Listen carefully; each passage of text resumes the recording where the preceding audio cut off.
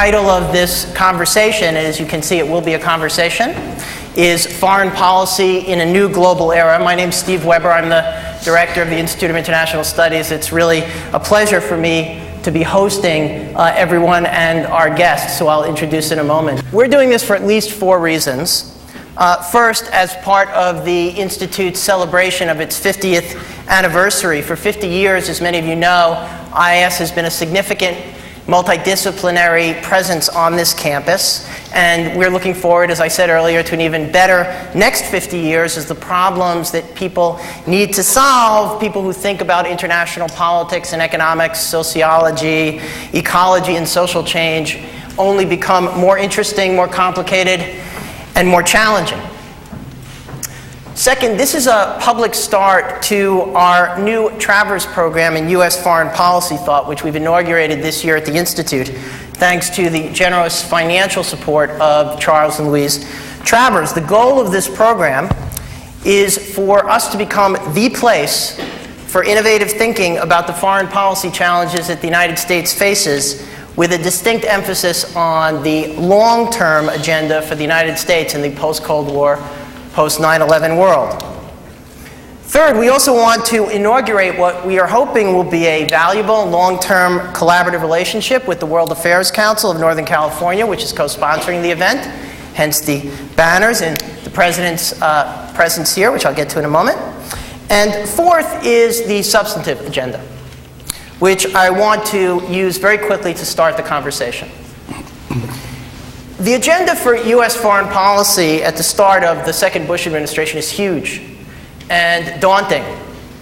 And it would have been just as huge and just as daunting if it had been a Kerry administration. Think of the set of major traditional issues, partly postponed over the last year as people were focused on the election, that are now in play. Obviously, the future of Iraq and American involvement there. Nuclear proliferation, including but certainly not limited to Iran and North Korea. Deepening U.S. involvement in Colombia and other theaters where the war on terrorism and the war on drugs overlap. Major moves taking place in the Israeli-Palestinian peace process. Jockeying between Taiwan and China. And the general notion of preemptive war. And that's only the beginning of the agenda.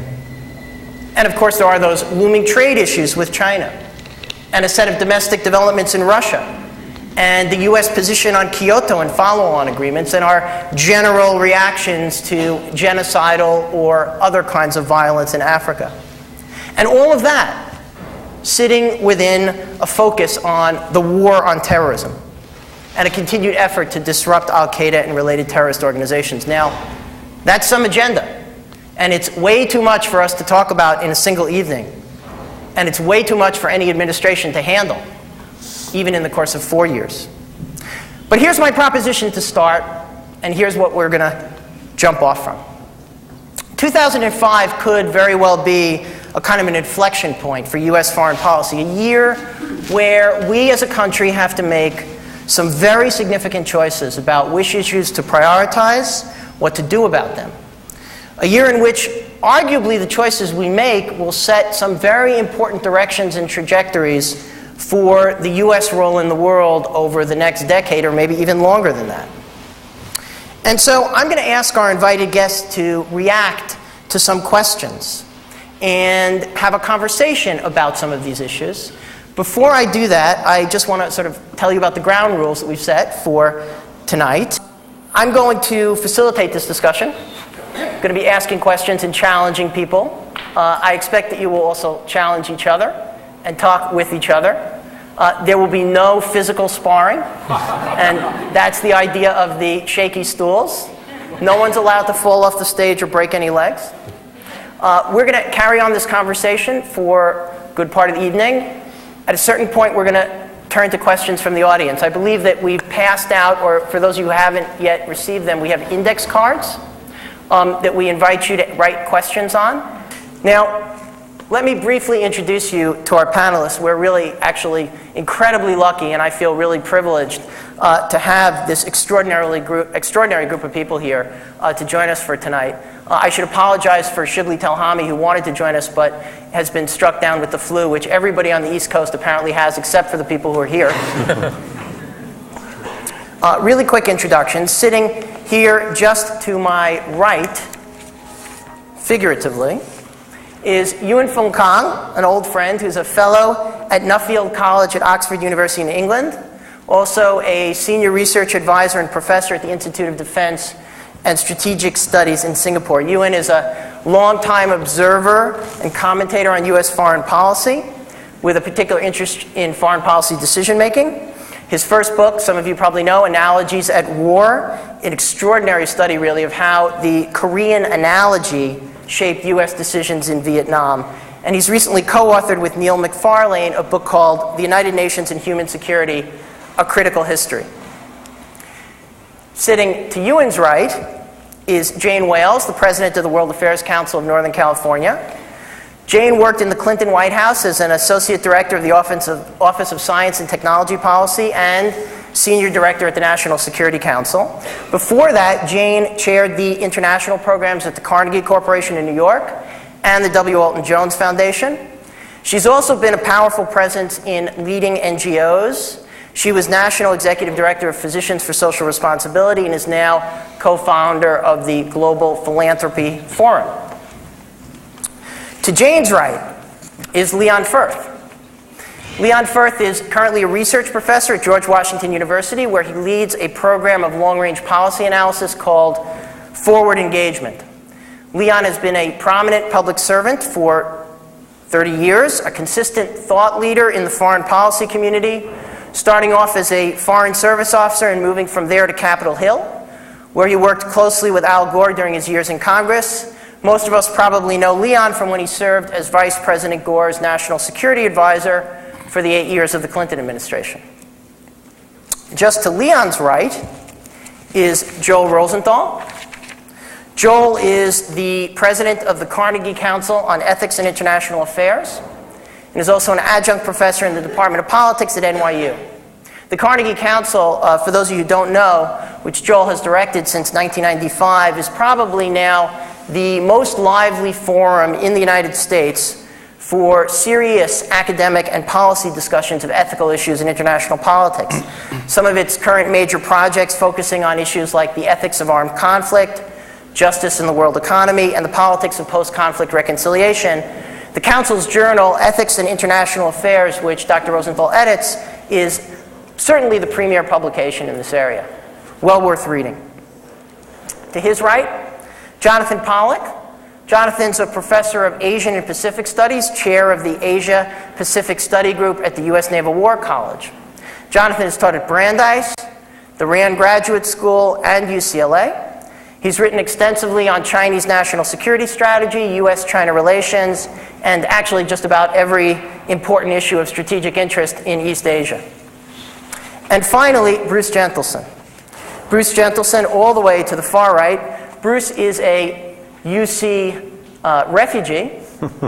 Bruce originally taught at UC Davis and then directed the UC DC Washington Center, or the UC Center in Washington, for several years, and then he went to Duke University, where he's now the director of the Terry Sanford Institute of Public Policy and a professor in both the Public Policy School and the Political Science Department. Bruce has also been, over the last 10 years, a significant presence in leading thinking in Democratic Party foreign policy circles. And again, thank you all very much. Some of you have come from a very significant distance, and some of you had to come across the Bray Bridge to get here. Let me start by posing an easy question and see what people think. Are we at some sort of an inflection point for nuclear proliferation? And what does that mean for U.S. foreign policy? Think of the prediction that John F. Kennedy made some time ago in the beginning of the 1960s that there would be 20 or maybe more than 20 nuclear powers by the end of that decade.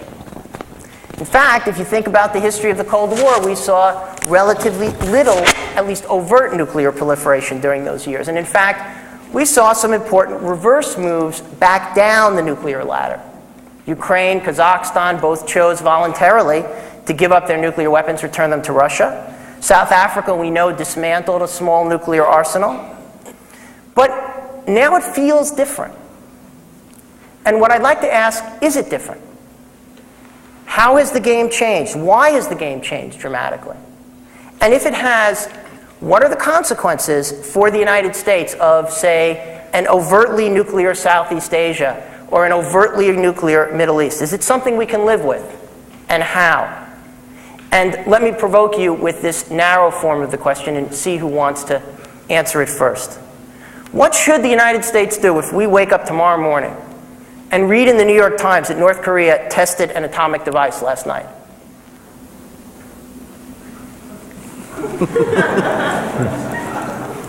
How about I offer a different approach? Great. And have us not get there. Have us actually offer a combination of carrots and sticks, incentives and disincentives, which we're inexplicably not offering right now to North Korea, to try to dissuade it from going that far.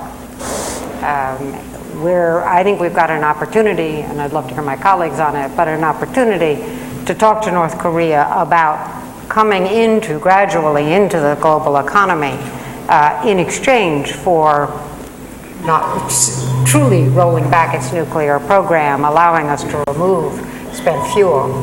But thus far, we haven't made that offer. I think the key question here is whether or not North Korea has come to the point that it believes it needs nuclear weapons in order to pursue its security, or whether it believes it can achieve its security in other ways.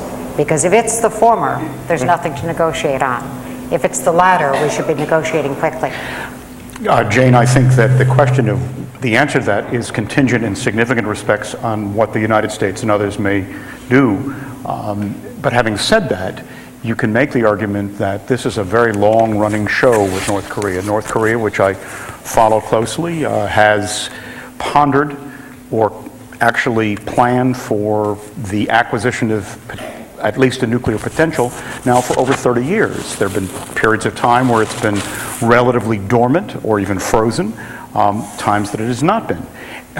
Whether or not North Korea would see its ultimate interests as letting something explode or not is an arguable proposition, maybe not for reasons having to do with their own calculations, but what the Chinese and others may be telling them. But you know, I know nuclear proliferation is trendy again, and Leon and I both are contributors to this new Brookings volume about the nuclear tipping point, so I guess you could say we have a vested interest in it, perhaps.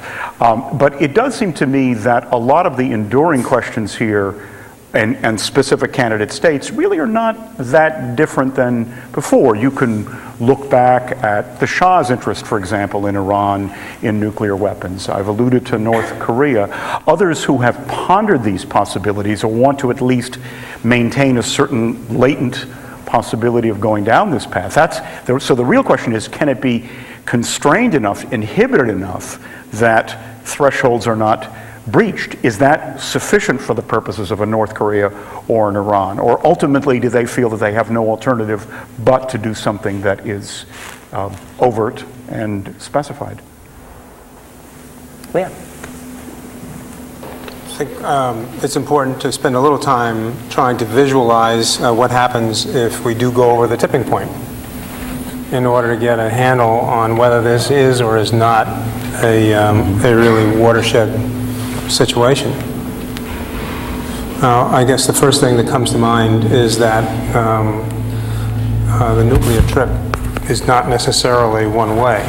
We have seen countries back out of it. That offers some hope. Because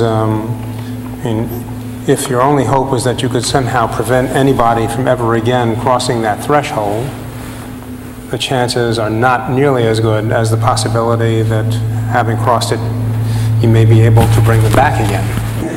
In the preparation of this book, The Tipping Point, which I will shamelessly plug, what we were concerned about was a cascade effect.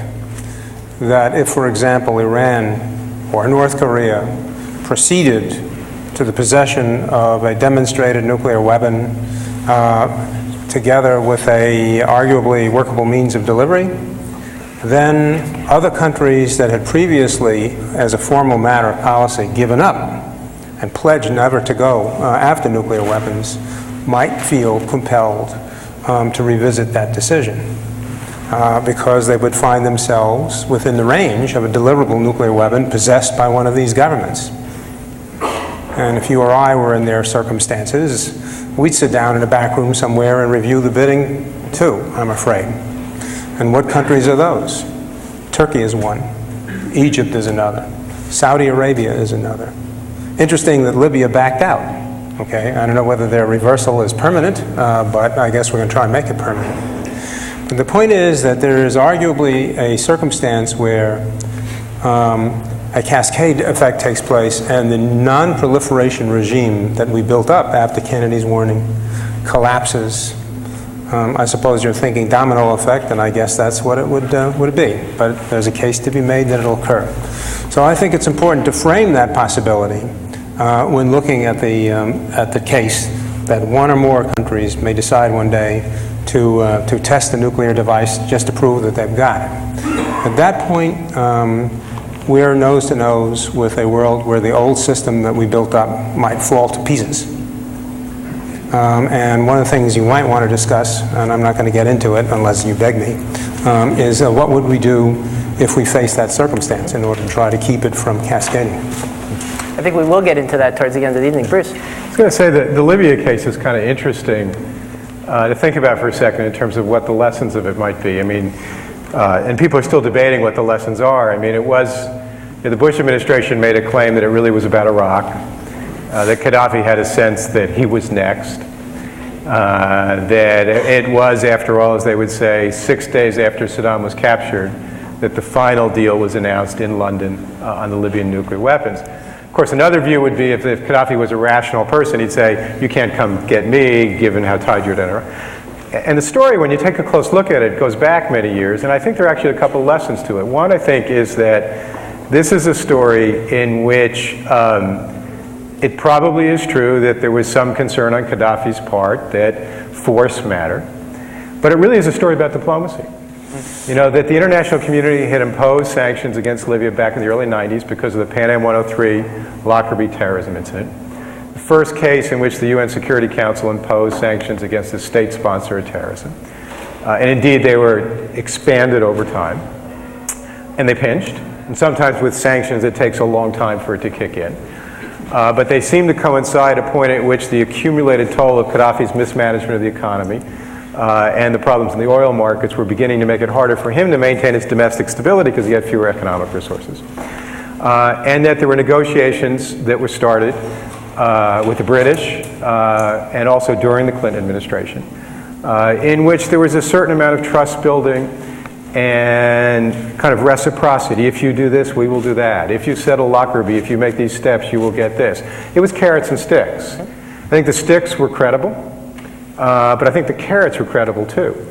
And at the end of the day, you had a decision by sort of the original rogue state, right? I mean, Gaddafi, after all, who made a decision that it was in their self-interest to give up their nuclear, their whole program. The other piece, I think, was the importance of enforcement mechanisms. The Proliferation Security Initiative as an enforcement strategy began to reap rewards. There were some interceptions done in which you could no longer deny this. The IAEA as an international institution had the credibility to go in. So when you think about that in relation to what Jane said about Korea or about Iran, it is important that the sticks be there, but there's also an important place for carrots and for diplomacy. And it's diplomacy really can work when it's done with credibility and with consistency and with the right strategies. So can I pull you into this conversation about the nature of the diplomacy that's being generated in the six-party talks around North Korea? It feels like, at least from the outside, that this is a place in which the U.S. and China are actually finding some significant common ground. And that common forum for dealing with the North Korea issue has actually been a significant boon in U.S.-Chinese or Sino-U.S. relations. How is that viewed out in, have you been in Singapore recently, and how's it being viewed in that part of the world? Quite positively.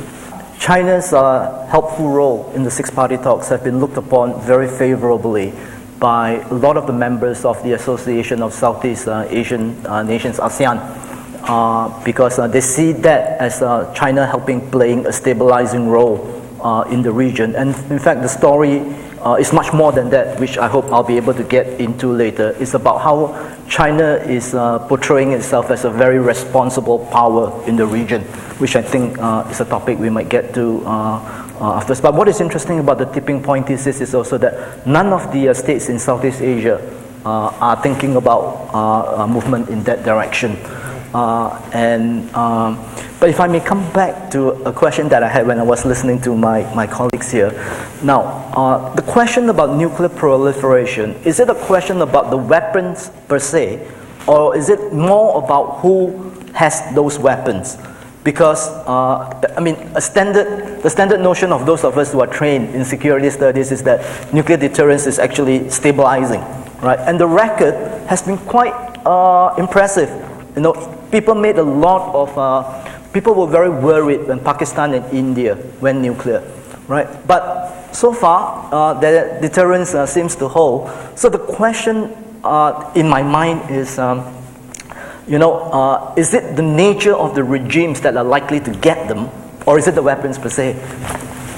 Yeah? I think the problem is the nature of humanity.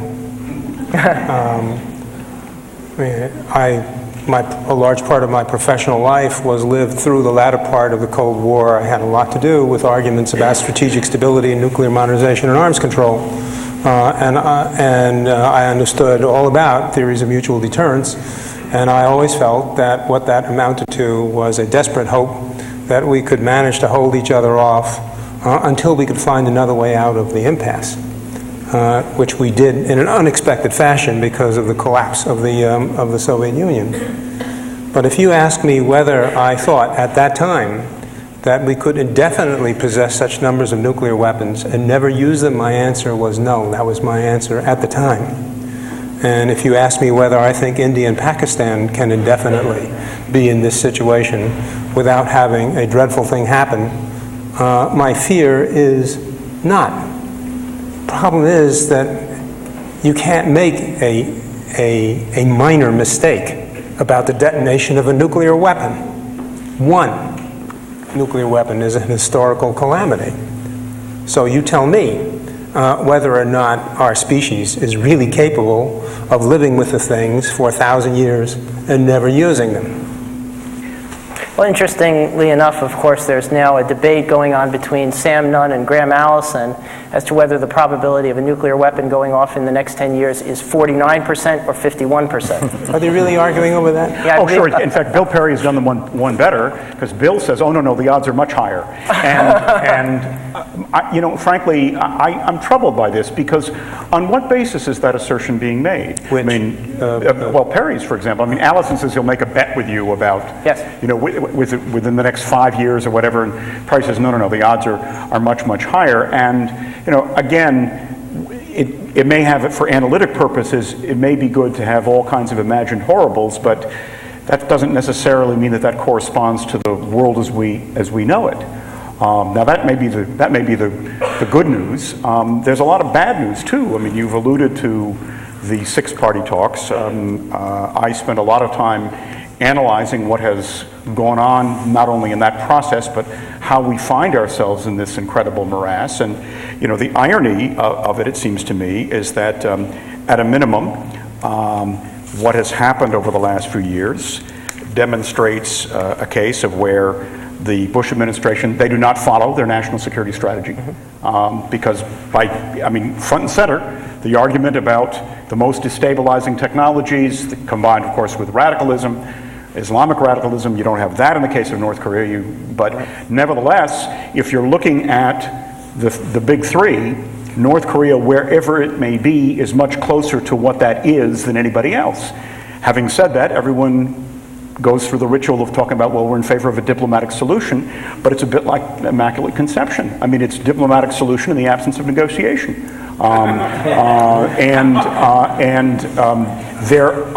There is occasional wiggle room, but of a very, very limited sort. And indeed, I'm not at all persuaded that either we or the North Koreans really sees any particular urgency to resolving this.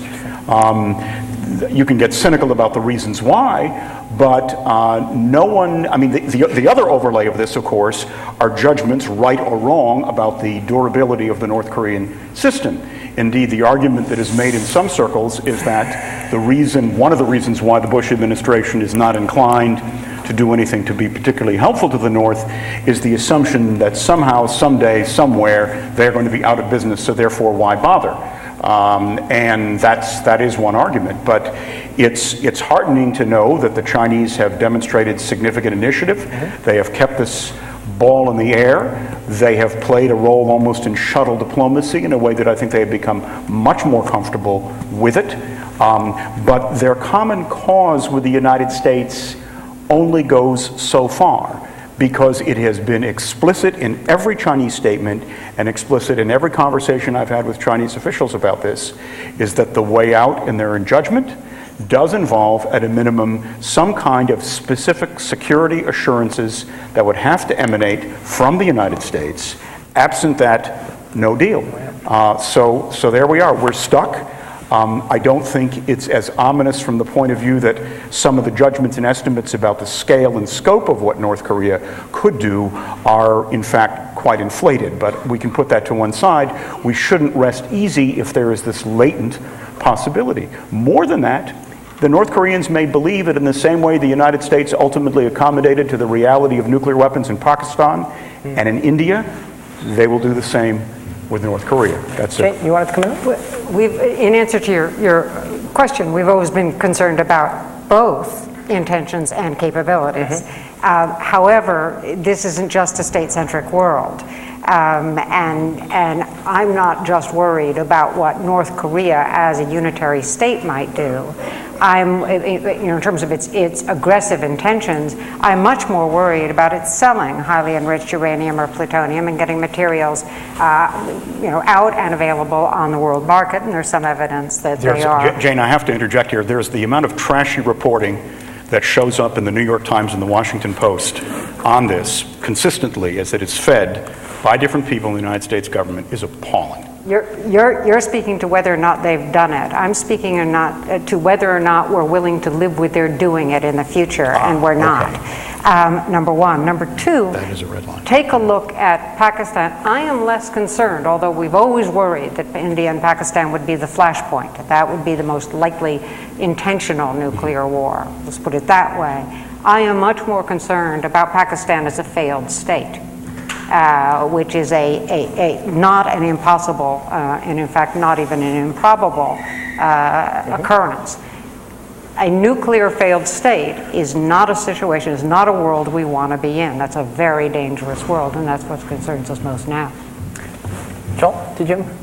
If Leon, you want to go first, because I have something that builds out from this theme. It's not directly on. Let me just put down something that's part of what we've been talking about. With so much talk about diplomacy, I want to draw your attention to the obvious, which is diplomacy doesn't necessarily succeed. Of course, you have to define what you mean by success. But if the definition is that the other side verifiably gives up what it is trying to do and dismantles the capabilities that it's constructed, there's no guarantee that any amount of diplomacy or any kind of carrot and stick approach we can come up with is really going to work. It really depends upon the interior thought of the people who are running those governments. And if you look at this situation from the outside, there's no way to determine whether they really want to negotiate with us or whether they really want to fool us long enough to consolidate their capabilities. Except by trying. Yeah, but one thing I learned is that in a situation like this, it's well and good to think of the carrots, but you'd better confront what the sticks are. And in the case of nuclear weapons, one of those sticks is military force. You don't bluff in this relationship. If you threaten, you had better be prepared to act, because the other side may decide to call your bluff on the risk that you'll cave and just get used to the idea. You'll suck it up. That's even worse than just drifting into it, because then you've been shown to not have the courage of your earlier statements. So I'm going to tell you that when you hear the term we should negotiate, remember that negotiation in these circumstances without the credible use of force is hollow. Let's make a final comment on this question, because then I want to turn to something that's even a little harder. Can I just lob in a couple of things? Please. I'm the ethics guy. And just two issues that build out from this discussion of nuclear weapons that are not much discussed, but I think probably should be. And one is in terms of what the United States will do. The development of low-yield nuclear weapons. One of the questions you posed, Steve, is where will we be in 2010 and beyond? But what kind of development of weapons of our own will we see? Just an open question. And the other is not much discussed anymore, but used to be called SDI. But the idea of the weaponization of space and taking offensive weapons into outer space, which would be a real threshold kind of decision. So these are decisions that are within our own hands, which I think should be explored and discussed more deeply, especially from an ethical point of view. Let's move on. I want to move on to a double finger intervention. Go ahead, please. I mean, this is really conversation here. Yeah. Each semester, I wind up with at least one essay from one of my students who's talking about the steady march towards implantation of weapons in space. And this isn't the old stuff about the use of space as a place for space sensors. It's not even the stuff about the use of space for SDI-related stuff.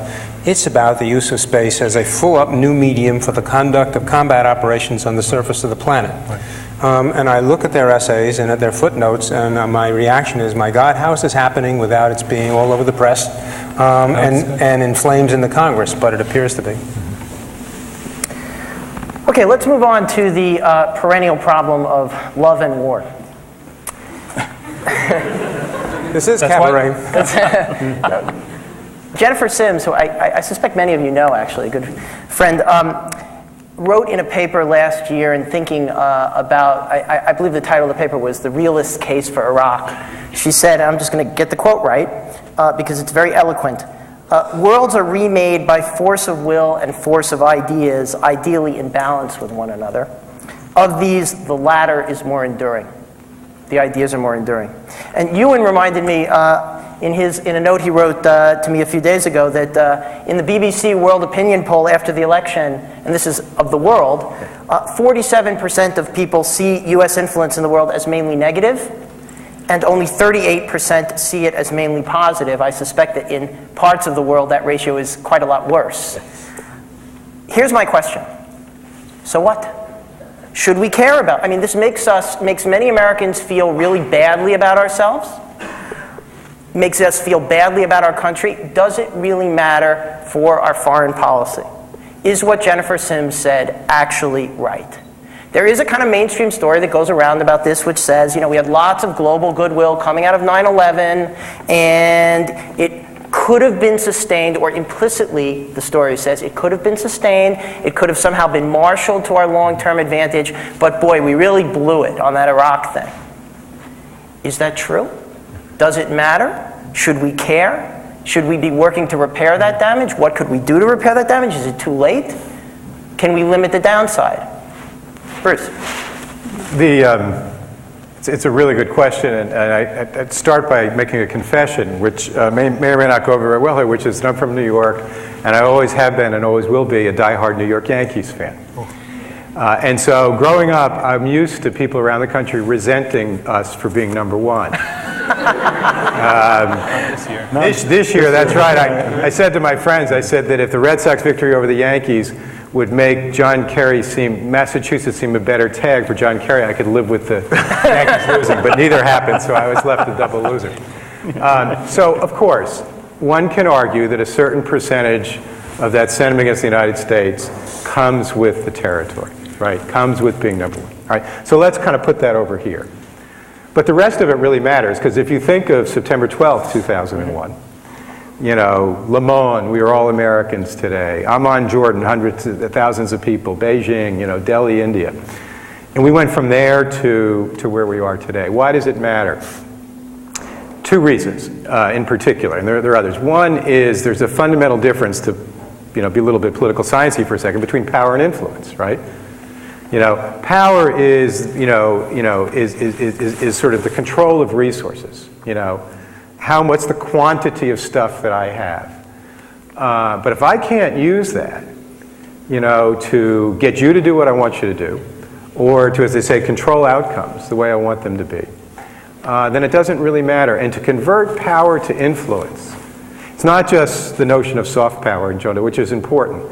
I mean, two examples during the Iraq buildup, right? At both India and Turkey, the leaders come to the United States right before the war, and they say, we're ready to make a deal, ready to support you. And in both cases, they went home and they couldn't get it through their democratic systems, right? So even there, in a very pragmatic, practical way, you know, it matters. It's if you don't have power that you can convert to influence, then you really can't get the things done what you want to get done in the world.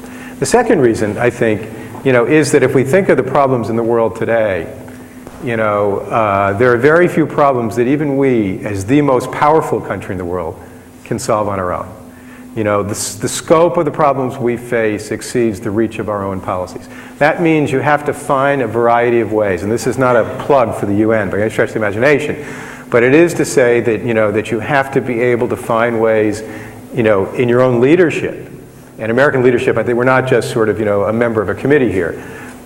So I think it's a resource. You know, it's not just sort of a feel-good feeling that, you know, we're going to get faces made at us in Paris or something, but it's a real pragmatic, practical question in ways that it matters.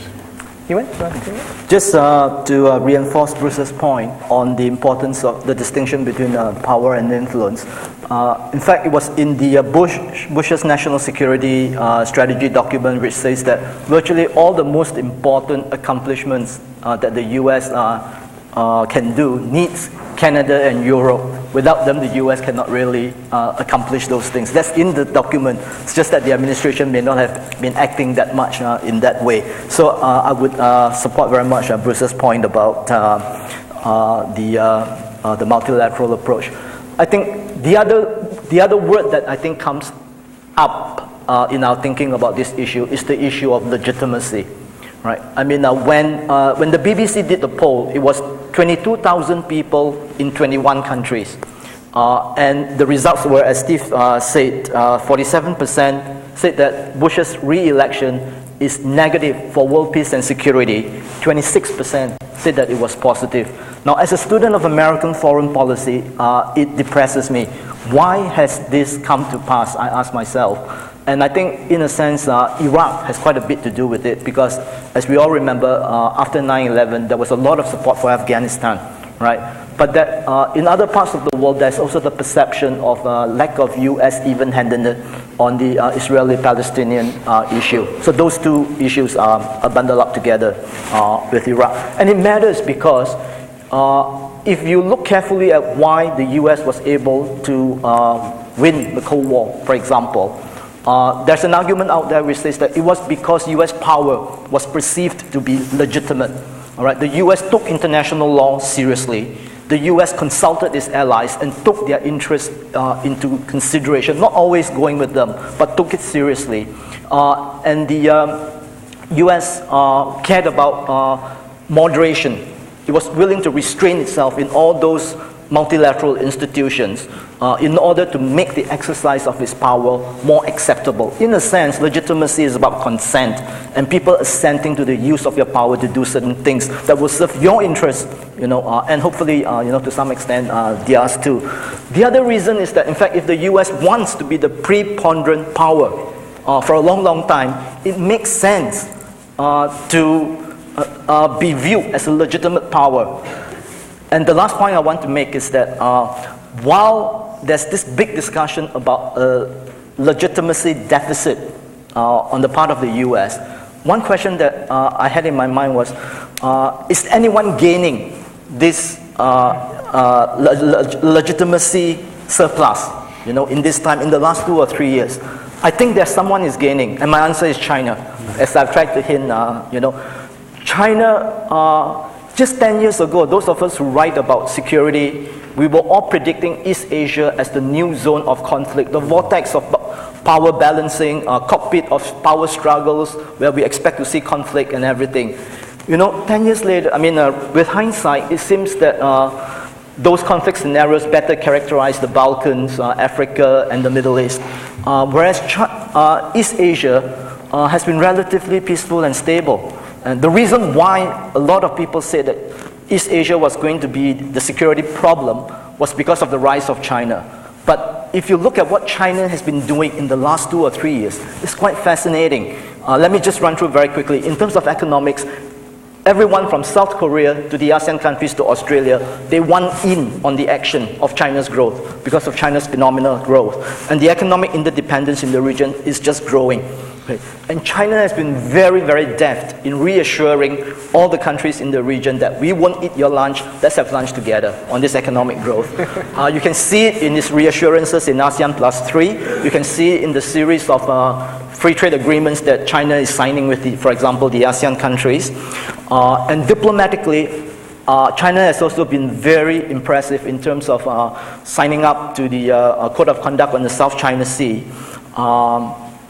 in terms of signing ASEAN's Treaty of Amity and Cooperation, which basically say you shouldn't use force to settle disputes.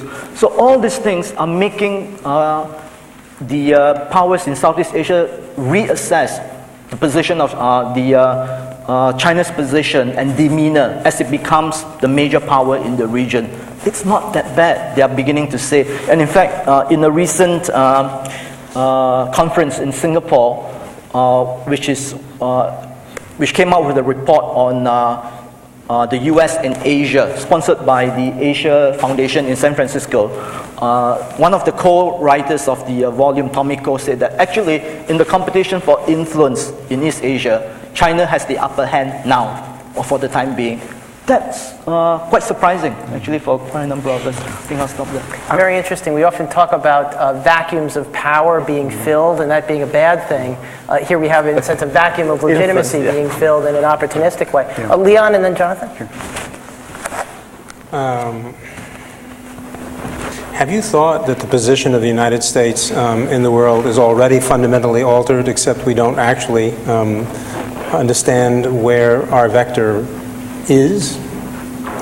I'm not sure whether it appeared in the conventional Washington Post, Wall Street Journal, but the Financial Times had a front page story that said European bankers were moving assets out of the dollar.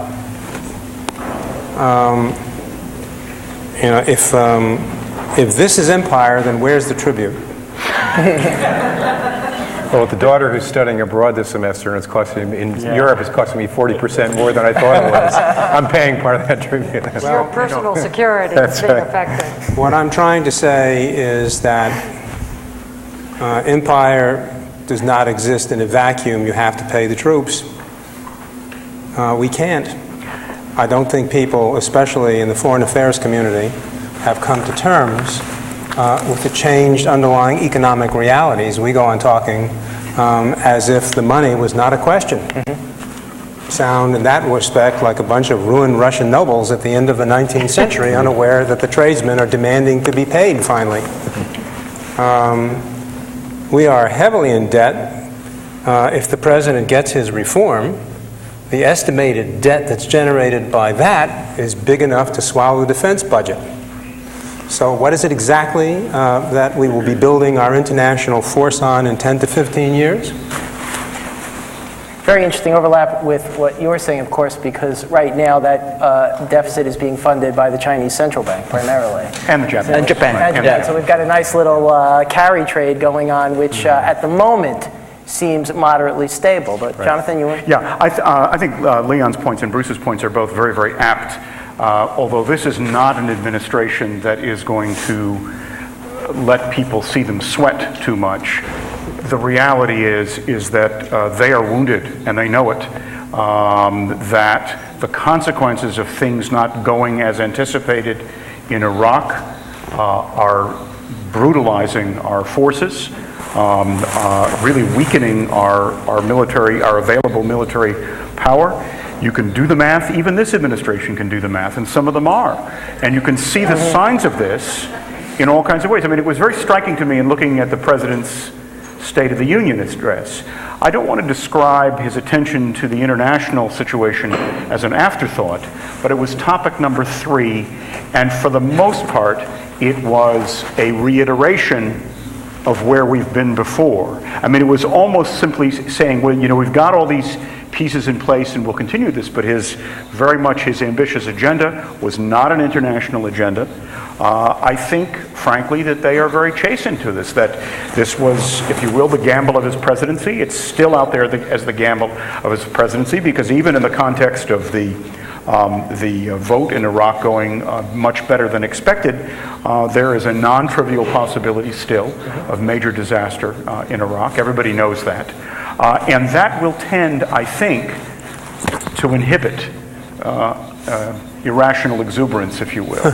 But when it came to fiscal policy, he dug the hole deeper. Oh, absolutely, absolutely. I agreed. But my point is simply saying, I think that there is a recognition of the toll that has been paid by the United States, both in terms of resources consumed and the net influence deficit, if you will, that as a consequence there. Now, frankly, where they're doing a pretty good job marketing at the moment is a general view that, collectively we can't all let Iraq go down the tubes, et cetera, et cetera, et cetera.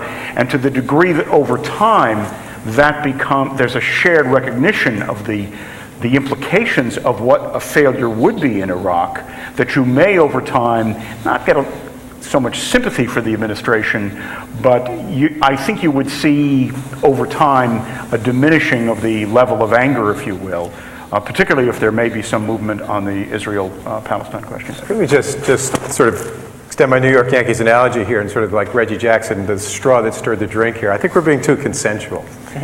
This is Berkeley. We're all obviously, not that Duke is that conservative a campus, but a little more conservative. But I think, we all know what we think the problems are.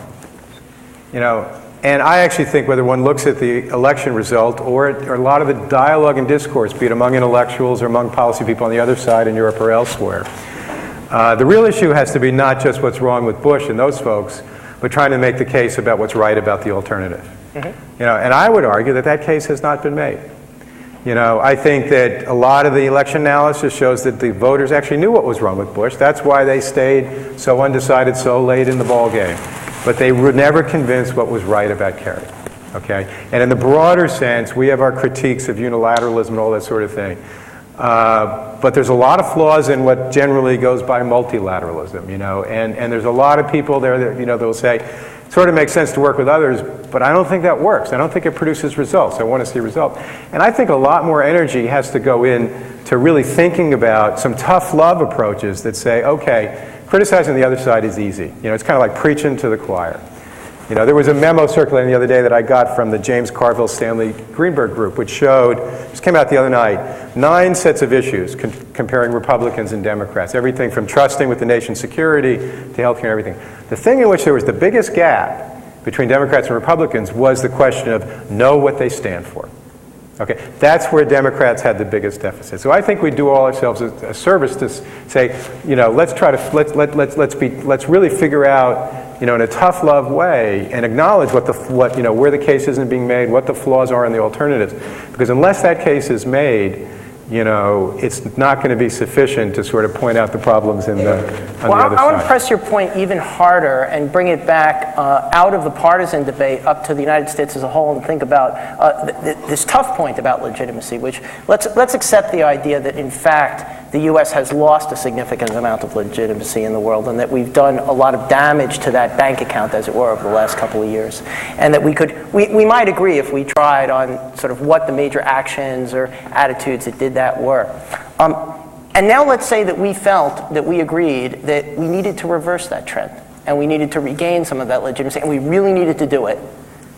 And I asked you, what would be the things we would do to do that? And please don't tell me be more even-handed in the Israeli-Palestinian relationship. Because I hear that every day, and I know that that's not enough. What else? What do we need to do? Yes, Jane? I would actually start with a statement of America's purpose. Because rather than revising its purpose, as the President did in his speech last night, I think it would be really terribly important right now to restate what it is. I think we're in the process of being redefined in the eyes of the world.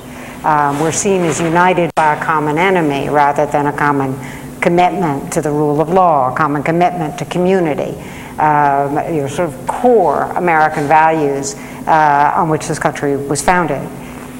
It would be a wonderful thing and an easy and cheap thing for the President to have stood up, or to stand up in the future and say, we won't be a rogue in a world that needs rules, and we will, for example, apply the Geneva Conventions anywhere that prisoners are held in American custody, be it Guantanamo, Afghanistan, Iraq, anywhere.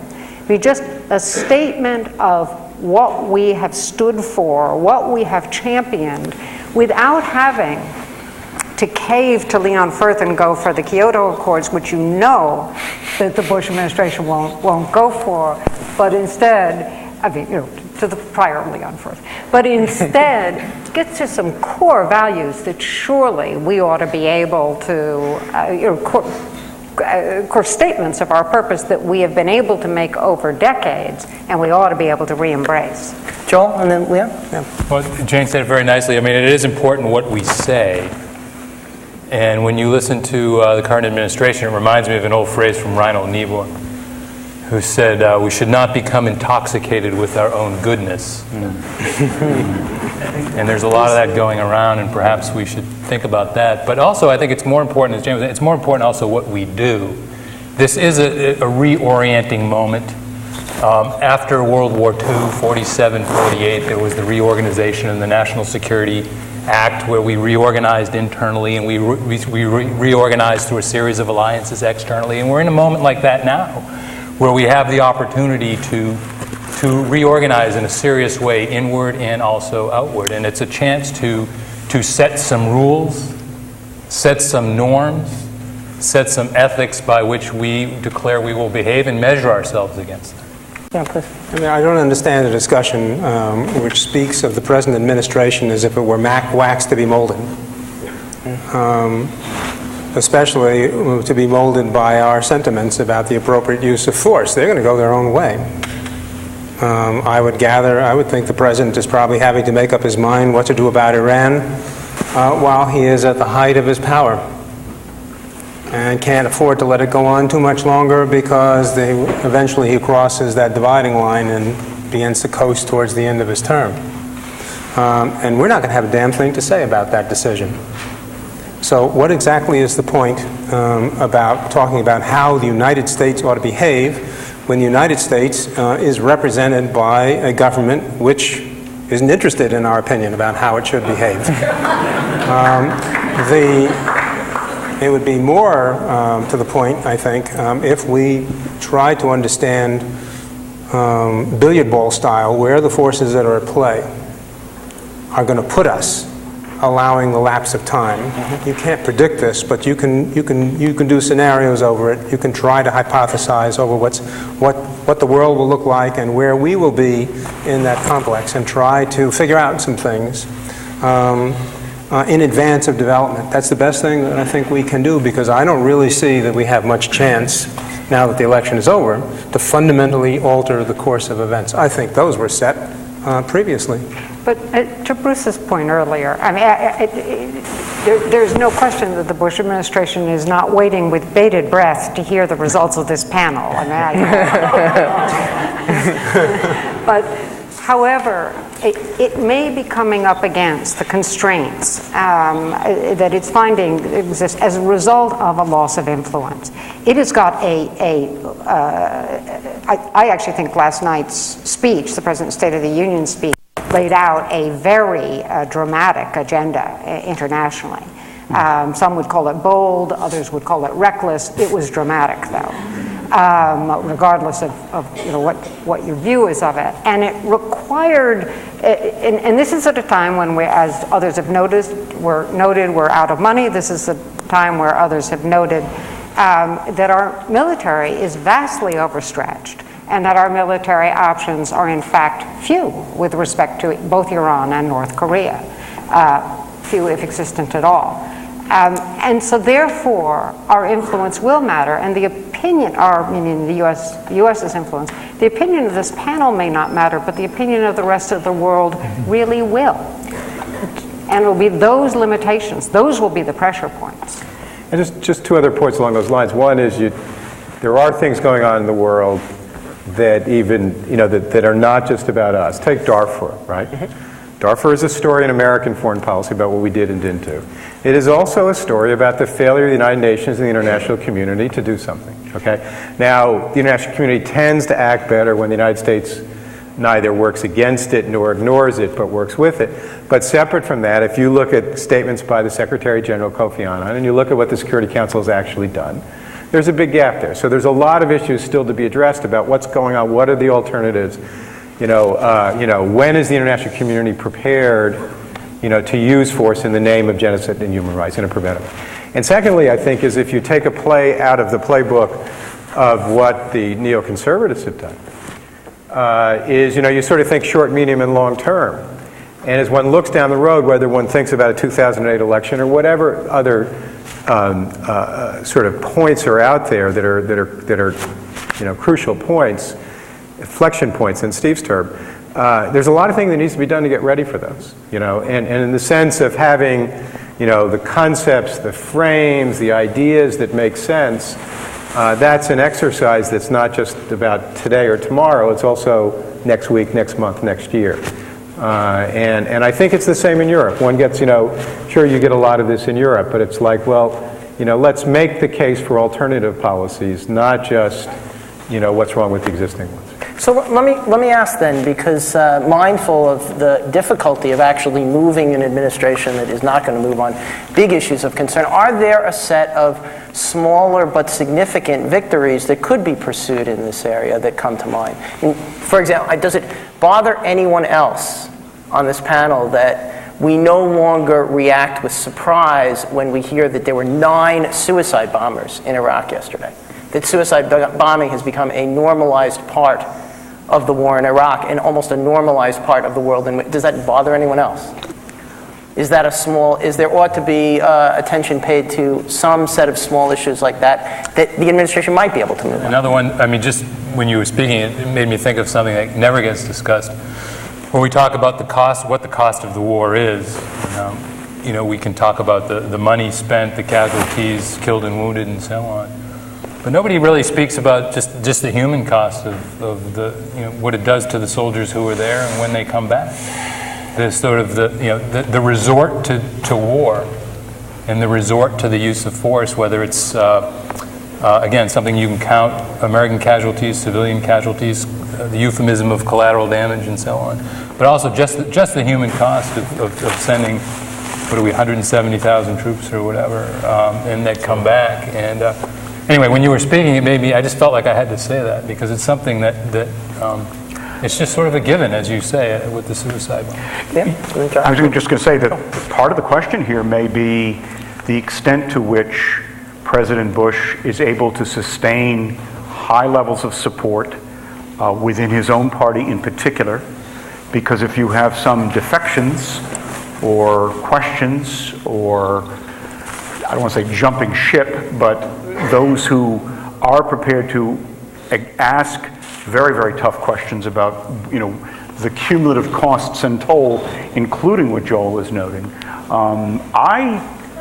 Despite the fact that people have tended to give him a pass, or a lot of his supporters have given him a pass, I would not assume that he would be able to continue to do this if he does give serious thought to embarking on additional interventions. Yeah, please. I think that the kind of professional army that we have can absorb the moral and psychological consequences of being sent to war.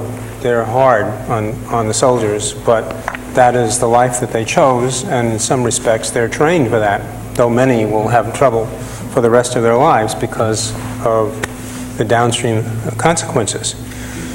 But what bothers me is a smaller thing, that there is some small subset of them who have been given leave to torture. Okay, that's not the same as going to war. We're always sending troops to war. Okay, but this is the first time that we've ever had a government that tried to rationalize the use of what the rest of the world and what our international obligations would term as torture. And it really bothers me that we have accustomed some small set of people to thinking that that is acceptable because they have an instruction to do it. That's a permanent damage. Undoing that damage is the kind of victory that could be very important, not because it is a one-upsmanship on the administration, but because it helps move the United States back closer to the moral center that we need to be on. Can I just comment? Just pick up your question on what, in fact, can the administration do in order to get back some of this legitimacy deficit problem? And I think being even-handed, actually, in the Israeli-Palestinian problem is a good summary of some of the things that they can do, which is about process. I think I see a greater sense of recognition that process matters. Secretary of State Rice is in Europe, it's in London today. He's going to make a speech in Paris tomorrow, right? Bush is going to follow at the end of the month. Sort of reaching out to the Europeans. So so I do get a sense that they are beginning to see that process matters, and process matters because I think part of the subtext, at least of what I'm saying, is that the U.S. is the 500-pound gorilla in the international system, all right, and that scares people. Whatever the U.S. does, people realizes the capabilities of the U.S. are so immense that the U.S. has got to be very careful in how it exercises its power. So I think at this point in time, there is a sense that, perhaps it makes sense, to get more people on board before we engage on other issues.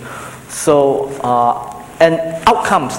Now, if after the elections in Iraq, right, the degree of violence decreases in the course of this year, and you have a democracy of sorts, that would be a relatively favorable outcome to this administration, and they will claim victory, and it will add legitimacy points to them. Similarly, if the Israeli-Palestinian Accord goes forward, and then no Palestinian state this year, maybe in a year or two, and the U.S. is not so much being even-handed as it's willing to invest capital, right, in the process now that Arafat is no longer around and Abbas is the chief. So if there's movement there, and if you have, let's say, a movement without the use of force, participating in the EU talks with Iran, those three will be pretty good outcomes, and I think the administration will gain quite a bit. Okay. Let me turn to a third and yet harder question, as long as we're warming up.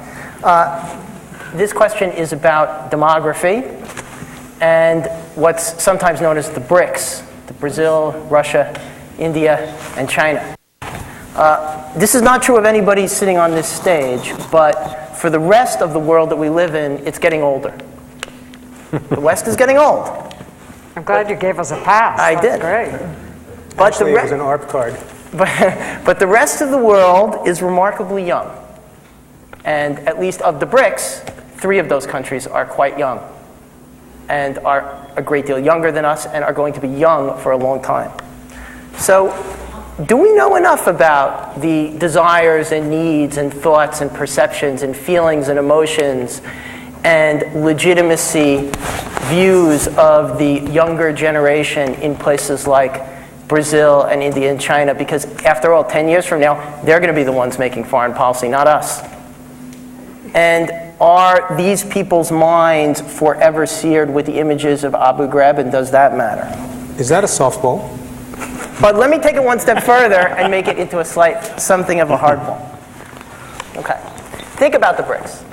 Okay. Possibly 3 of 4, maybe even 4 of these 4 think of them as emerging powers will, if you take seriously what we know about their economic expansion, their growth rates, and so on and so forth, and their large populations.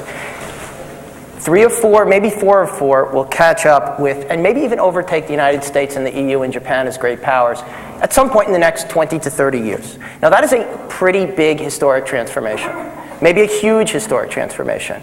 And the last time I've seen something or have learned about something like that was at the end of the 1800s, when we saw 4 emerging powers similarly overtake the old great powers of the world. There were the United States, Germany, Japan, and Russia. One of them remained a liberal democracy. The other 3, despite the fact that at the end of the 1800s everyone believed that liberalism was seared into the body politic of the world, 3 of them took a different path. It took us 2 world wars and 50 years to deal with the consequences of that fact. Now, here's the problem, right? As we deal with the incorporation of that next generation of BRICS, emerging powers. How does that happen? How do we incorporate the military and market power of these countries in a way that sustains some version of what we think of as being advantageous to us in Western notions of liberalism and openness that we would argue benefit the United States, particularly given the fact that at least 3 of these 4 countries are now largely corrupt, significantly lawless, and to a greater or lesser extent dealing with authoritarian rule.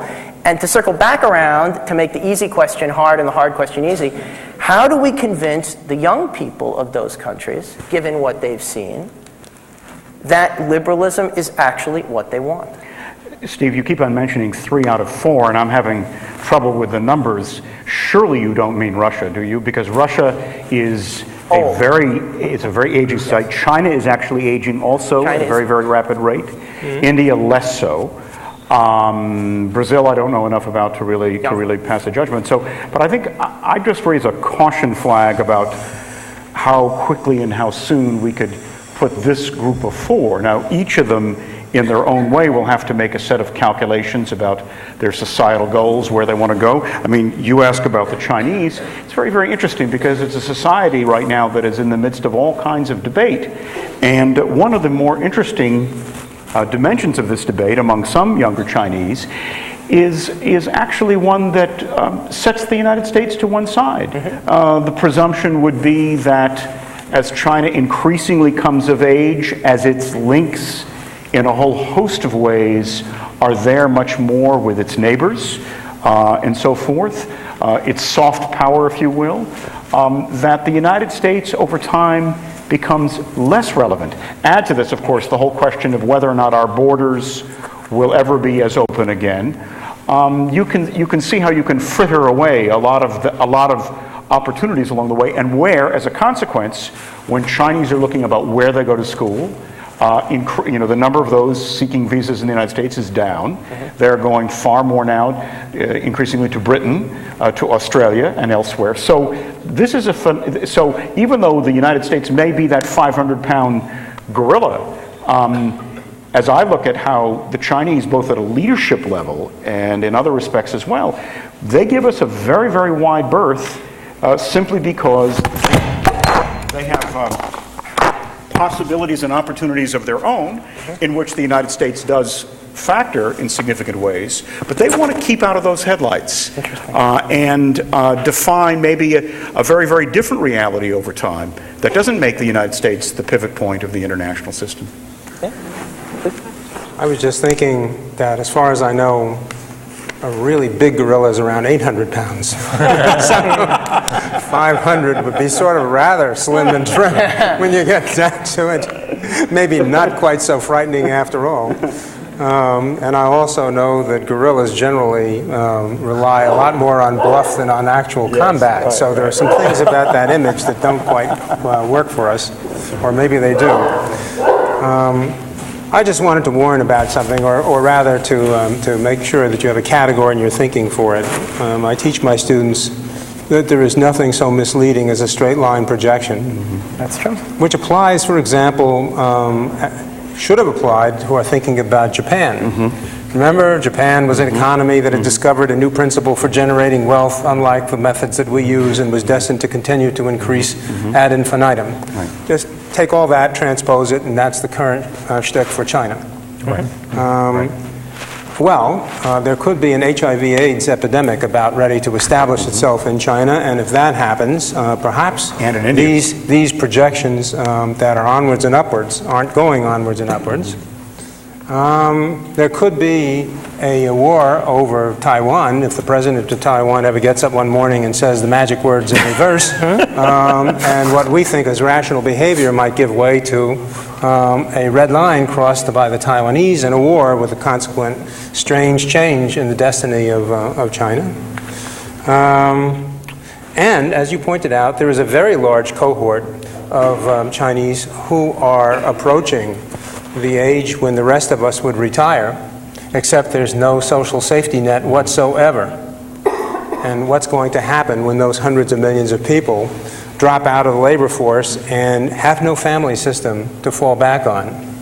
And there are hundreds of millions of people who are loose, migrating around the country looking for employment, and a lot of other stuff that represent very powerful, loose pieces of freight inside of the hold of the Chinese ship of state. So keep a category open for the unexpected. And it's almost suggesting that who in the international system is going to be the big success. I mean, we're raising all these possibilities of, frightful problems in the United States. Could turn out we're still the big success. Right. Could be, because everything is relative. But see, it may be, sorry, Joel, go ahead. No, I'm good. Go ahead. I mean, it may be that we are, in an era in which some of the, similar point that Leo said about not doing straight line projections from other historical transitions, that if we can't dominate the globe now, given all that power we have, I'm not convinced that what we're looking at is another successor who threatens domination. I think we're in an era in which the real question is, how do you try to integrate these rising powers, rather than trying to keep them down? Because I don't think anybody is going to be the single dominant power. And the challenges of that kind of integration and cooperation are really great, including the fact that we may well have more to worry about from the weakness of these countries than their strength. Somebody mentioned earlier, I think it was Jane, about state building and stuff. And it's been an interesting evolution, right? I mean, this administration came into power, and back in 2000 they said the 82nd Airborne doesn't take kids to kindergarten in Bosnia, right? And we don't do state building. Well, it saw, because of Afghanistan and Iraq, and even people like Frank Fukuyama, are sort of talking about the problem. Everybody knows that state building is a problem, and nobody's figured out how to do it. How do you try to help? And that's really the wrong term, because you can't build a state.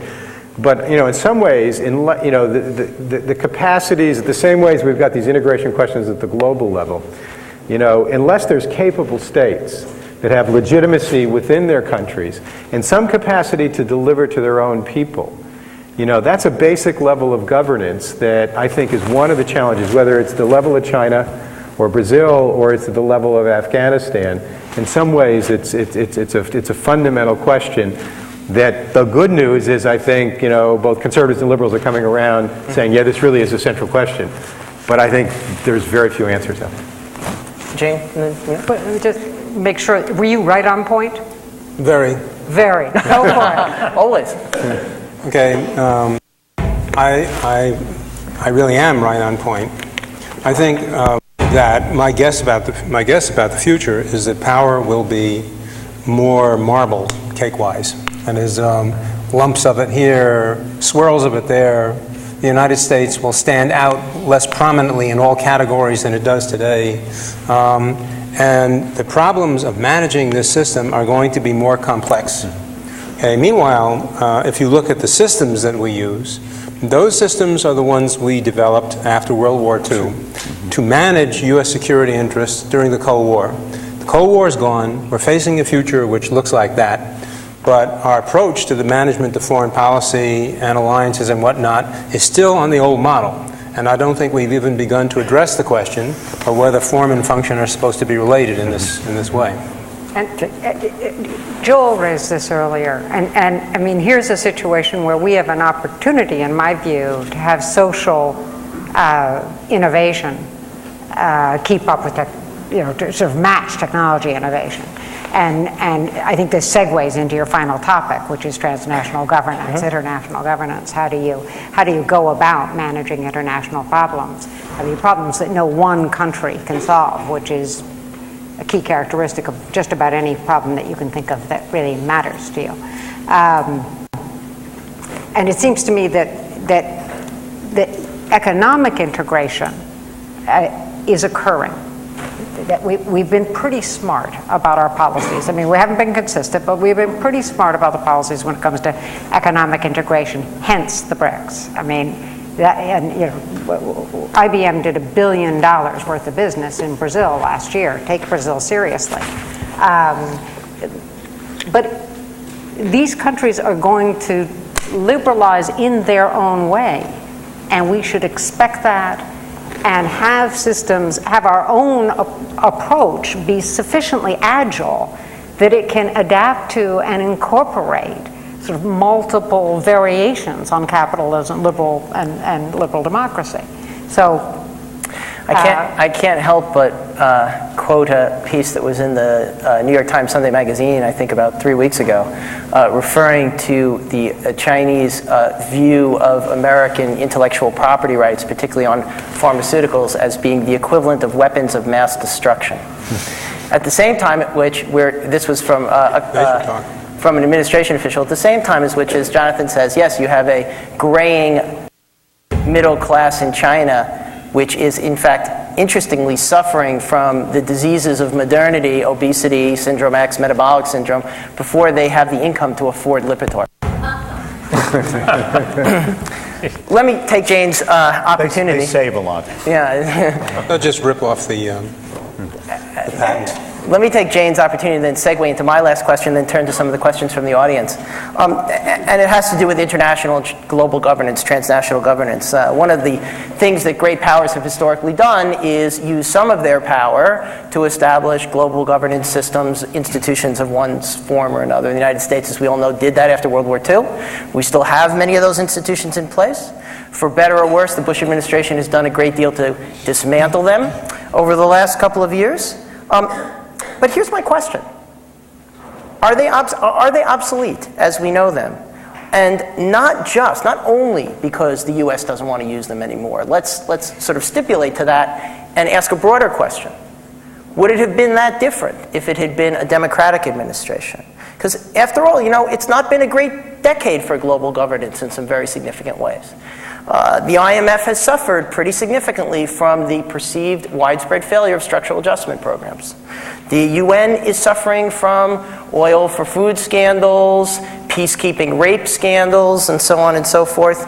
The WHO, as far as I can tell, is not doing very much to stop what could very well be an inevitable pandemic of avian flu. The G8 has become a media circus. And even sort of the private sector version of this, the World Economic Forum, is now a little bit more like the Oscars, where people talk about what dress people are wearing than what's actually substantively happening at Davos.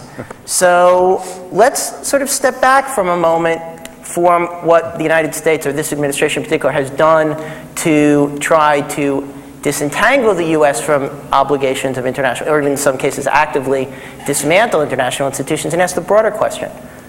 What are we going to do about global governance? That's the easy question for tonight, by the way. No, really? Yeah, Leon. Okay, well, I've always hated global governance, frankly.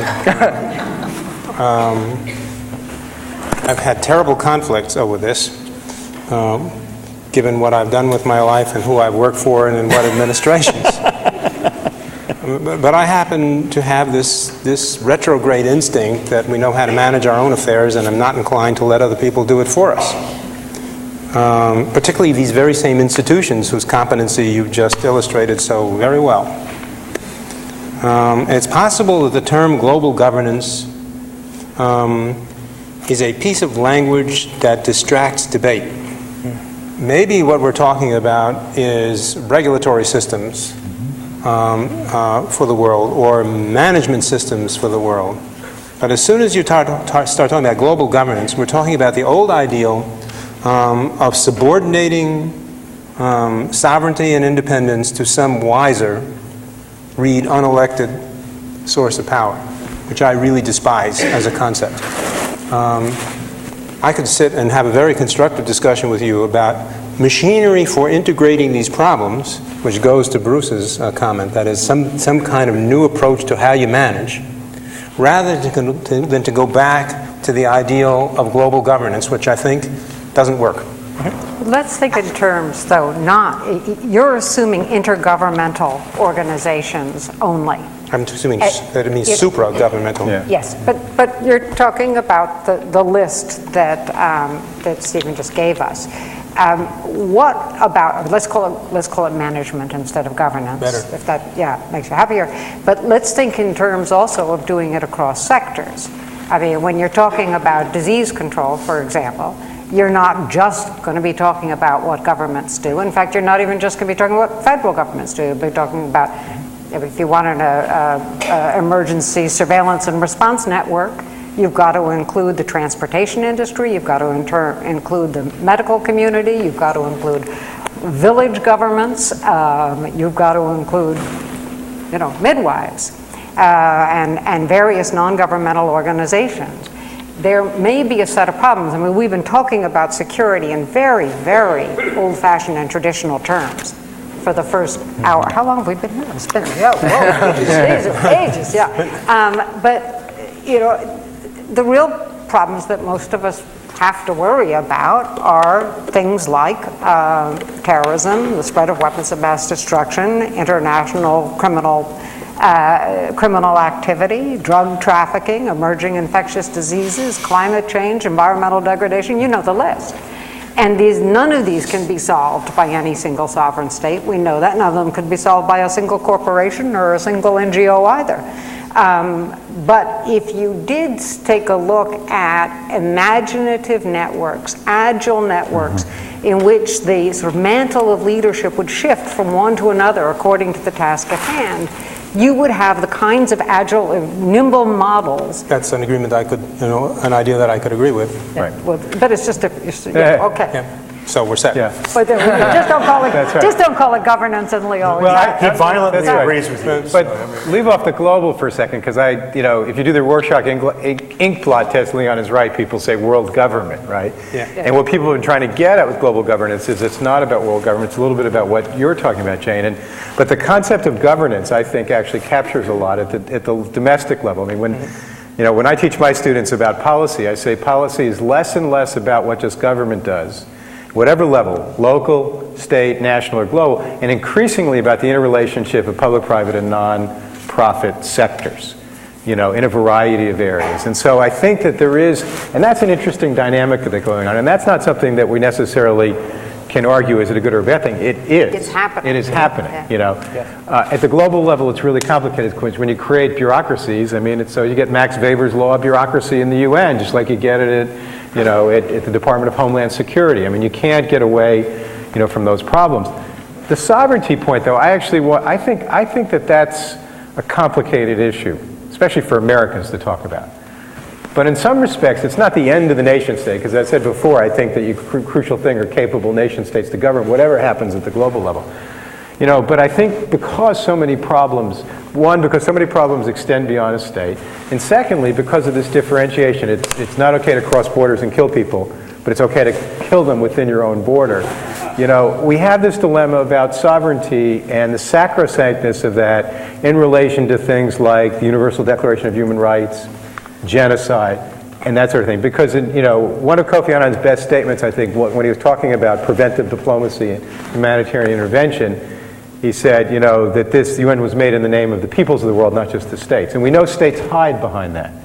Now, when you start talking about, especially as an American, even if you're a democratic American, talking about sovereignty, it's imperialism and all that sort of thing. But it is an issue, I think, that it becomes part of the problem that we got to figure out how to wrestle with. It's not going to go away, but I don't think it can be as sacrosanct as it traditionally has been in the Westphalian notion. Other thoughts? But sovereignty, pure sovereignty I'm not sure it ever existed, but it's long gone. We just don't like to admit it. Okay, then I'm going to take the advantage to turn to some questions from the audience, and we'll wrap up in a few minutes. There's a set of interesting questions about natural resources, which feels like a very old and sort of medieval topic.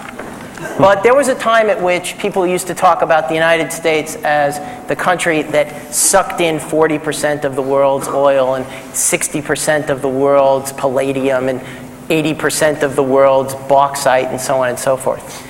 And much of that is still true, but we're now competing for that role with another country called China. And in fact, there are some folks who believe that the single best investment strategy for the next decade is to understand that what China buys gets more expensive and what China sells gets cheaper. But in fact, China is, as we know, now going around the world looking for oil. The United States is going around the world looking for oil. Is this a problem? Is this good for us because we're no longer going to be the only great sucking sound on the natural resources of the planet? It depends on the scale of it. Again, and I take Leon's admonition about be wary of straight line projections. But if you look at the phenomenon of automobile ownership in China, if you look at patterns of energy use overall, I mean, numbers with China are always big, but they're very big. And the implications of that, if you want to envisage a more competitive scenario, is clearly very great. Having said that, I think that the way the Chinese are approaching a lot of these decisions is to try as much as possible to diversify the sources of supply, to ensure long-term supply, to enter into arrangements that are durable. I mean, the latest development, which is extraordinary, is Chinese state banks are loaning $6 billion to in effect to Mr. Putin, so that the oil company can be resurrected. Right. I mean, it's really quite extraordinary about the kinds of complex deals that will be there. But if it's a question of having money available to do that, the Chinese have it. Yes. So I think that the problems here are potentially very acute, simply because of the scale. I mean, the implications of the growth of a significant middle class in China, and of course augmentation of the growth of the middle class in India, really boggle the imagination. And I don't think our concepts here can possibly capture where we are headed without positing it's just a single scenario in a single direction, but the trends are clear. Yeah. Let me just give you another one of those little breakpoints. This is one of those things that my friends, the economists, will tell me is ludicrous until the day after it happens, when they'll point to learned articles that they wrote predicting it. But, we keep on going into debt at this rate, and the dollar falling. We could wake up one day and discover that the dollar is no longer the currency used to settle accounts in the oil trade. That's right. At that point, a huge amount of power will have shifted away from us in the world. That's liquid power. That's liquid power. Not soft, hard, and liquid. There we go. Any other thoughts on that? No panel is successful if it doesn't coin a new phrase. Yeah. Let's then turn just for a moment to, because we've touched on it from various different directions, but we really haven't sort of pressed directly on the question. Yeah, there is a point, and that is nobody has talked about the global environment. That's exactly where I was going. And I'm listening. I know those projections about where the Chinese are heading, and if you add the Indians and the Brazilians and everybody else into that figure, and you pay attention to what's coming out of the scientific community, there is one. Who said this? That if something cannot be sustained, it won't be. That's a quote from somebody. Yeah. And the question is whether or not that level of net consumption in the world, that's gross consumption in the world, can be sustained by the environment. And if it can't, it won't be. But we will be hit over the head with it. And that's where you need global governance. You'll have to, maybe for managing the consequences. There are very few people left in the world outside of maybe a kind of mile radius of the center of Washington, D.C. who believe that global climate change is not happening. But we'll leave it at that for the moment. let me just ask a final question then, before I just turn to a quick wrap-up question about the Israeli-Palestinian relationship, which again we touched on tangentially, but didn't go at straight on. For many of us, it feels like the next few months are a kind of window of opportunity that we've imagined waiting for. And if, in fact, the Iraq situation, let's say, stabilizes moderately, and in fact we see the continued energy on both sides, both in Jerusalem and on the part of the Palestinians, to find their way to some kind of a deal. What should, I mean, apart from saying we need to be more even-handed, apart from saying that we ought to appoint a special envoy, what can we do to actually facilitate that process? What's on offer? How aggressive should we be? You think it needs us? Does it? Yeah. Interesting. I mean, we got a huge windfall from one simple human fact, and that is Mr. Arafat died. And since that event, it really seems that the actors in the immediate location are the ones who are doing all the maneuvering. I don't see the U.S. hand very big in these events. I think it's, I'd say your phrase, the window of opportunity, is right, because it is a window, and windows close quickly. And one can imagine, any point in this process. And the problem is the advantage always lies with the spoilers, right? And one of the lessons of terrorism, particularly in the Israeli-Palestinian context, is it increases when things are going well, not just when they're going bad, right? So that after, the assassination of Rabin, and then with the election of that Netanyahu beat Peres in '96, and et cetera. And so I think that it is a moment, but I think we shouldn't overestimate what's possible in the short term. I think the goal is to get the arrow pointing in the right direction. In my view, it relates to the questions of the European. I mean, I think right now we're at a stage in which the Europeans, rather than telling the Americans what to do to pressure the Israelis, should be the ones working on the whether it's quiet diplomacy or otherwise on the Palestinian side. So you need to take seriously security, you need both for your own internal governance, and for moving with the peace process. And that the United States does need to, and it can be quiet diplomacy as well, provide some support for Sharon against his own right wing, but also bring some pressure to bear, rather than the usual, kind of cross accusations that we sort of tend to get in and stuff. And I think it may well be that, I think this is independent of what happens in Iraq. I think that this has its own dynamic. But I think that it's very important that some people begin to see that there is the possibilities of progress, and also that how do you integrate in the local elections? Hamas, is trying to figure out whether it wants to be a political party. And do you want him inside the tent or outside the tent? I happen to think you bring him inside the system, and you're better off that way. Okay, then let me take the opportunity to just wrap up by asking you each to mention one thing that we should have talked about tonight that we didn't. Dinner. Starting from the middle, going outwards. Joel, what should we have talked about? Well, I wish we spoke a little bit more. We touched on it briefly, but just a little bit more about our own set of values in terms of how they're implemented in our foreign policy. It sort of actually struck me a little bit as sort of absurd. I was getting on the plane at JFK, and I like to sit in the window seat and look down over the whole country as I'm coming out to Berkeley, which is like being in New York in a sense, in terms of the whole red state, blue state thing. And I say, what's the phrase? It's like carrying coals to Newcastle. Right? Suppose you've been forced down in the middle. That's right. But there used to be, this old discussion about, the whole city on a hill idea and so on, about what our own values would be. And I think that there should be a moment of some reflection. Leon talked before about the accepting of torture and these kinds of things. And I just think there are a lot of, we're engaged in this sort of, this new war, this war on terrorism. And there's supposedly these sort of new rules that seem to be at least up in the air. And I just hope that there'll be some serious discussion and debate about what those rules and norms will be in terms of what the best of the American political tradition is, the city on the hill. Jane said earlier, it struck me, the U.S. is being redefined in the eyes of the rest of the world, not the U.S. is redefining itself in the eyes of the rest of the world. It's an awfully passive position for a great power to be in a peculiar way. Jane, what else should we have talked about? Motivations. and so this flows a little bit from that. But I'm sort of struck by the fact that you worry about China, you're worried about Brazil. We worry about Al-Qaeda and all the Al-Qaeda wannabes.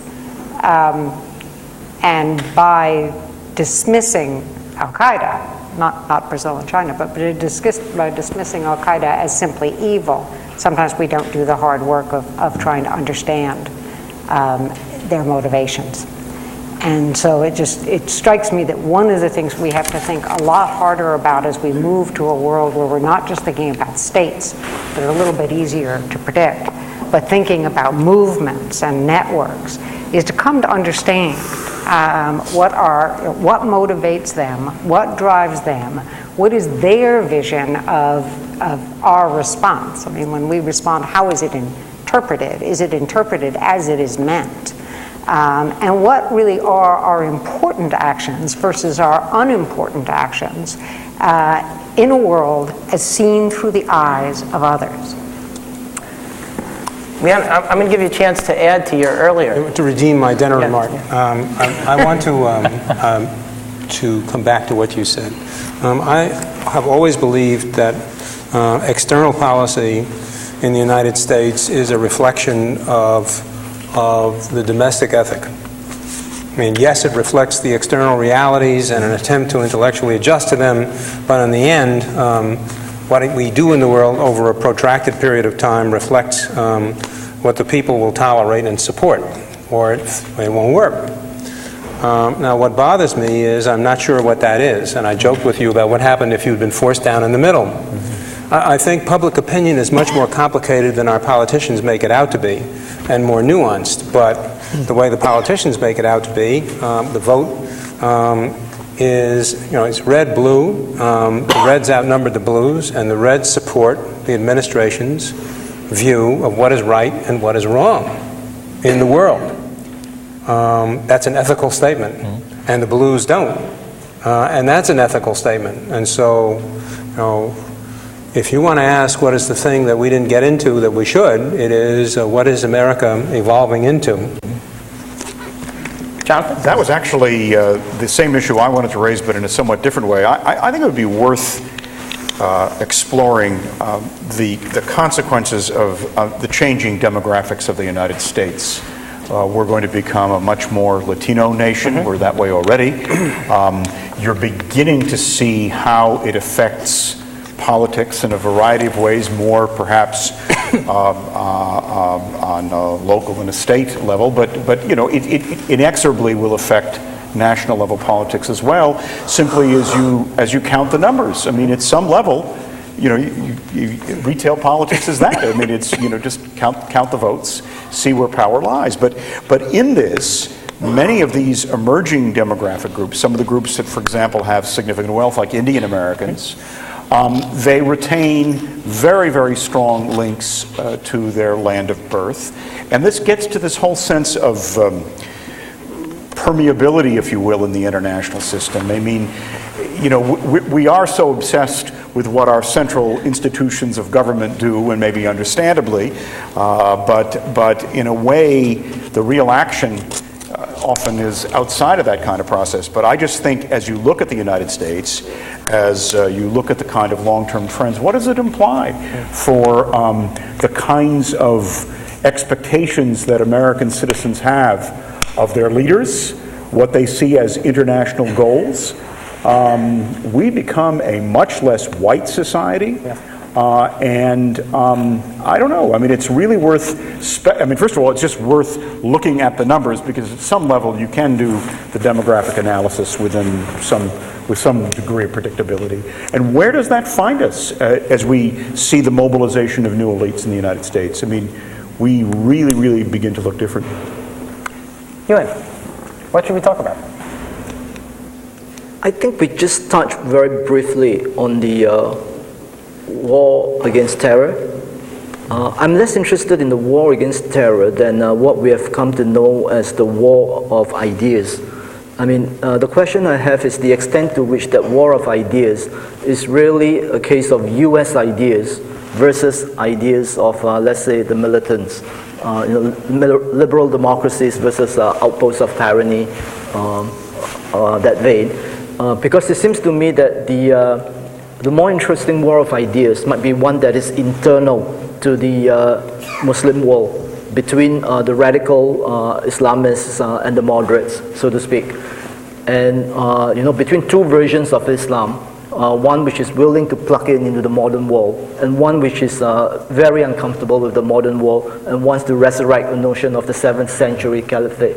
So I see this war of ideas going on in Southeast Asia, and to the extent that if we need to search for models of moderate, governments or moderate Islam, I think looking at cases like Indonesia and Malaysia can be quite fruitful. So thank you for saying that, because I'm going to try to convince you tomorrow that there is no such thing as a war of ideas, but actually a marketplace of ideas. Okay. It's a very, very different kind of game. Bruce. But to pick up on that, I think this question of terrorism, Islam in the West, and Bush's inaugural about the power of ideas. It really is, whether or not I agree with his particular analysis or prescription, I think it's really crucial. And we need to talk about it in ways that if Joel jumped out of his plane over the mid-country, or if I drove 35 miles outside of the Research Triangle to western North Carolina and talked about something other than ACC basketball, we need to talk about ways that we might not be comfortable in this room, including the ways in which there are forms of Islamist totalitarianism, which is a phrase from actually Joschka Fischer, not from George Bush originally. And to figure out what, I was in the Netherlands a month ago giving a talk, and it was right after the assassination of the film director, I guess it was. And these are difficult issues. And we have to look at them from a lot of different perspectives, because I think there are elements of radicalism and totalitarianism there that we have to figure out what they mean. The other piece I would just say on a different note, as my professor's hat on, is we got to figure out how to create a global generation.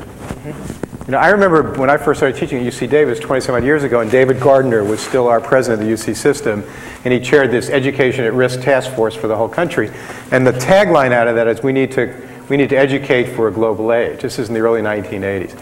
You can hear some of my pet peeves. The lack of language skills among our students, the ability, whether you're going into business or whatever, to operate globally, cultural understanding, all those sorts of things. Part of our success as a country in the world is going to be whether or not we can get beyond this. Well, hey, we're Americans. Everybody speaks English, comes to us, admires us, copies us. All of us, our generation too, but we really need to figure out ways. One of the great missed opportunities, I think, after 9/11 was a real Kennedy-esque call for the notion of a global generation, and I think we need it. And that is not a place where a war of ideas gets won. It's a place where ideas get bounced around and platformed. Right. Well, listen, I want to thank all of you very much. It's a real honor and a pleasure. I know many people here came from the East Coast. Some came from London. And as I said, some came over the Bay Bridge, and that leads to jet lag in all cases. So